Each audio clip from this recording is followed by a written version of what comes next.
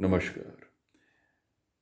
Supreme court का जो order आया है स्ट्रे डॉग्स के बारे में, उसमें कुछ चीज़ें बहुत चिंताजनक है।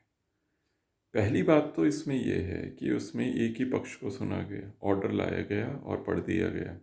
दूसरा, उसमें जो समस्या वाली बात है वह यह है कि ऐसा बताया जा रहा है कि जो हलफनामा में जो इन्फॉर्मेशन दी गई वहाँ पर फैक्ट नहीं है।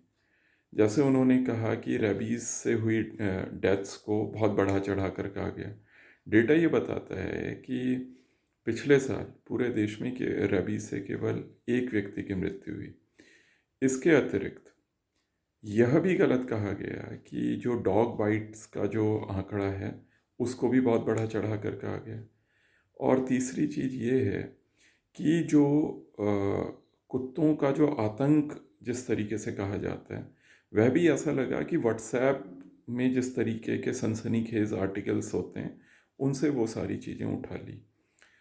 इंडिया बहुत बार ये कहता है कि हम ये मैन्युफैक्चर करेंगे, वो मैन्युफैक्चर करेंगे, लेकिन आपके पास एक नेचर का दिया हुआ परफेक्ट एक आपके पास एक ऐसा जानवर है जो बहुत रोबस्ट है, इंटेलिजेंट है।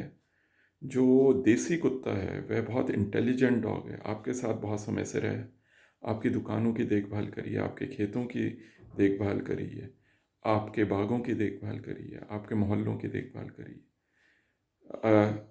इसने चोरों को पकड़ने में मदद करी। उसके बाद इस जानवर पे जब पूरा विश्व शोध कर रहा है कि इसमें इतनी अच्छी इम्यूनिटी क्यों है, साथ ही अगर आप अपना धर्म देखिए तो इसको भैरव का अवतार माना जाता है हिंदू धर्म में। और हिंदू धर्म की बात इससे कहते हैं क्योंकि ये यहाँ का बहुसंख्यक धर्म है।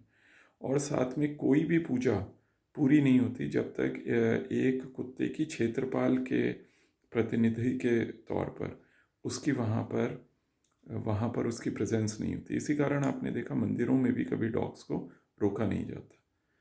तो इसमें एक और लॉबी है जो ये ब्रीडर्स लॉबी है, इसके भी आपको रुख को देखना पड़ेगा। बाहर का कुत्ता यहाँ पर बेचा जा रहा है लोगों को। और अगर इंडी डॉग देसी कुत्ता लोग पालने लगे, जैसा कि एक ट्रेंड आया और बहुत पॉजिटिव ट्रेंड था, तो इससे जो लोग डॉग्स को बेचते हैं उनमें भी एक खलबली मची। तो इसका एक पहलू ये भी। धन्यवाद।